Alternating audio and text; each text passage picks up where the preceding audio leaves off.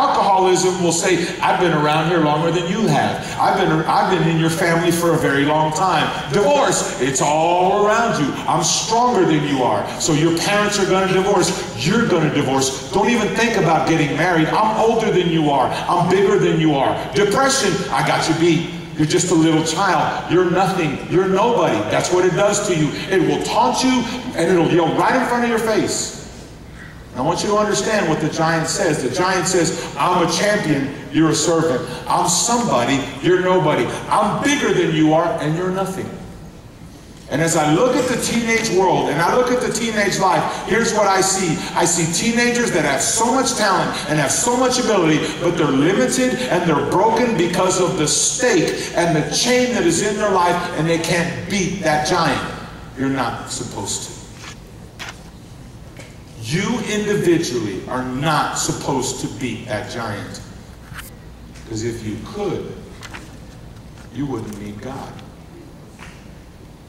Understand the power of that. You need God to help you.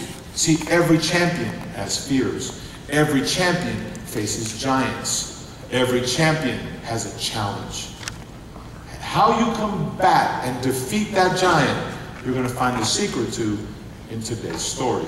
This is why it is so important for you to go to school for the next 2 days, and you need to tell your friends to come Saturday night at 5 o'clock to hear this message so God can free them and liberate them, and they have a turning point in their life. Okay, I want to show you this next picture. And I'm so thankful that football starts tomorrow.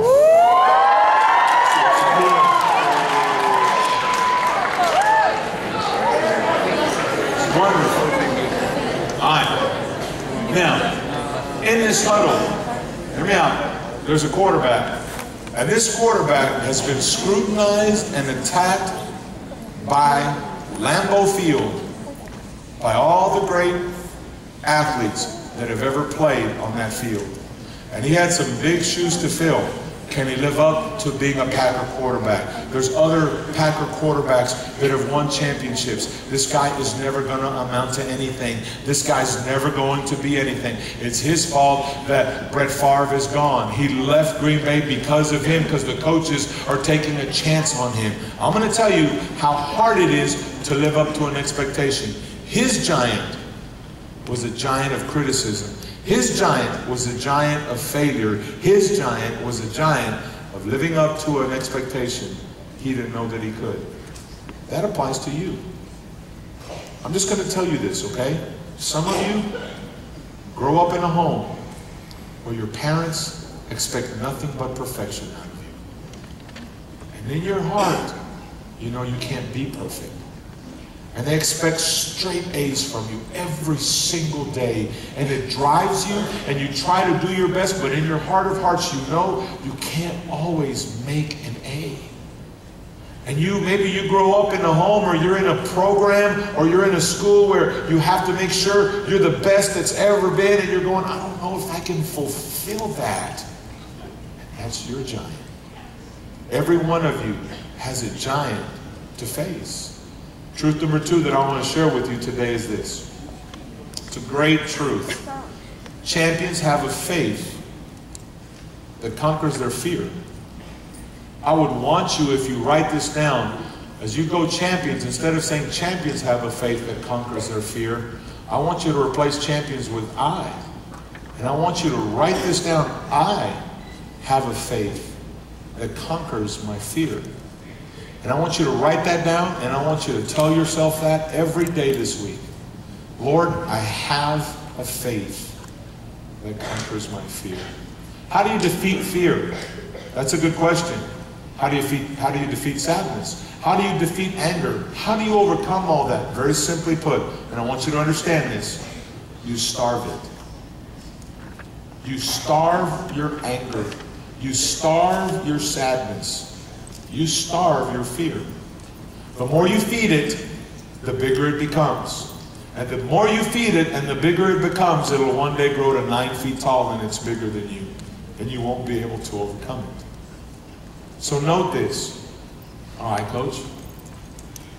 How do I starve my fear? By feeding your faith. Write that down. I starve my fear by feeding my faith. Coach, how do I do that? Well, you're doing it right now. That's why I get upset when there's people that are talking while other people are trying to feed their faith.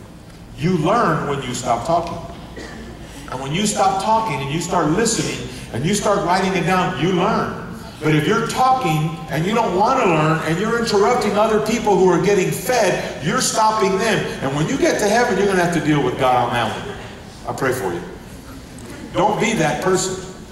Be the person that wants to help everybody else learn and get fed. As you feed your faith, you starve your fear. But the reverse is true also. If you starve your faith, you feed your fear. So how do I feed my faith, Coach? I said it. Large group celebration. This is one way to do it. But this isn't enough. After here, we want 50% of you, 60% of you. We would love every one of you. That's why we need 25 champions. They're ready to go. Look, I want to go take people. I want to go talk about this because this is good. I don't want to go home and just go to sleep. I want to talk. I want to learn more. I want to hear what other people have to say, because how do you feed your faith? How do you starve your fear? What is it? Because I need other advice. Here's how you feed it. Not only do you hear it, you get in small groups and after hour elevate groups. We want a lot of you after hours to go out in the restaurants. We want some of you who want to start an elevate group in your home, in a small group, to get fed in your faith. That's where you do it. We want some of you to go to school and get some friends, and during lunch or before school or after school, take out the word and talk about it. We'll give you all the small group questions that you need. Here's how you feed your faith. You feed your faith through large group celebration, small group ministry, to take one person and go one-on-one with them and have one-on-one accountability. The other way you feed your faith is by teaching. When you start teaching other people the Word of God, you learn it straight from God and you start growing. If you don't do that, when the giant faces you and it's looking you straight in the eye, you're already beat. And God doesn't want you to have that. I want to read to you the passage in 1 Samuel chapter 17. Moving on to verse, I think it's 23. All right, this is David. David's going over to help his brothers. He's going to feed them. He's 18 years old. He's a senior in high school. All right, he's 18 years old. And he's going off, and he's got the Spirit of the Lord upon him. Let's watch what happens. And as he, being David, was talking with them, Goliath, them being his brothers and the army, Goliath, the Philistine champion from Gath, came out from the Philistine ranks again. He did it 40 days, day and night. So this is possibly his 80th time to do it. Then David heard him shout his unusual taunt to the army of Israel. Here's the Spirit of the Lord upon David going, this isn't good. As soon as the Israelite army saw him, they began to run away in what? Right. They were scared to death because they're waiting for the champion of Israel, the king, to come up and fight. You're our champion. Aren't you going to go fight him? And he says, nope, I'm going to go get a Dr. Pepper. I'll see you later. Wait a minute, you're supposed to, he wants you to fight him. And he's going, I'm not going to fight that cat. That cat's going to kill me. But you're our champion. So when the champion is scared, everybody else is scared. Now watch verse 25. Have you seen the giant? The men asked. He comes out each day to defy Israel. The king has offered a huge reward to anyone who kills him. He will give the man one of his daughters for a wife. I don't know if that's good. And the man's entire family will be exempt from paying taxes. That's good. That's really good. Verse 26. David asked the soldiers standing nearby. What? I want you to stop and listen to me. Don't read anymore. Pay attention to me.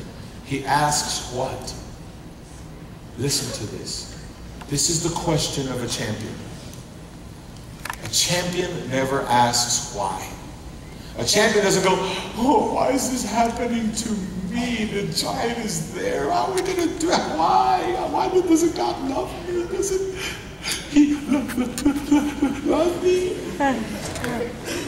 You've seen that. You've seen that. When you ask why, you never get an answer. And if you never get an answer, you're going to be stuck in your pain, and you'll never defeat the giant. The only way you defeat the giant is by asking what. Listen to his question, the question of a champion. What will a man get for killing this Philistine and ending his defiance of Israel? Who is this pagan Philistine anyway, that he is allowed to defy the armies of the living God? Who does this guy think that he is? It goes further, verse 28. But when David told his brother Eliab, heard David talking to them, and he was angry. What are you doing around here anyway?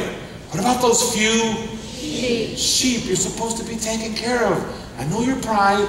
I know your deceit. You just want to see the battle. Listen to me on this. Please hear me out. Eliab, the oldest brother, is mad at David. And here's why he's mad. Come on, Phil, you come on up. He's mad because of this. David is making him look bad. And David's making him look bad because David is asking the question Eliab would never ask. Eliab is too busy being scared and running away from the giant, while David is the only one that's going to go, are you listening to this? Why aren't you doing anything? Whenever you start becoming the person God wants you to be, people are going to attack you. Look, this is a crisis mode. It is a crisis situation, and I wrote this down. When you face a crisis, you have three choices, and I want you to write these three choices down. If you're going through an adverse moment right now, if you're going through an emergency, I'm going through one right now. And as I'm going through one, there's really four choices, but I don't like the first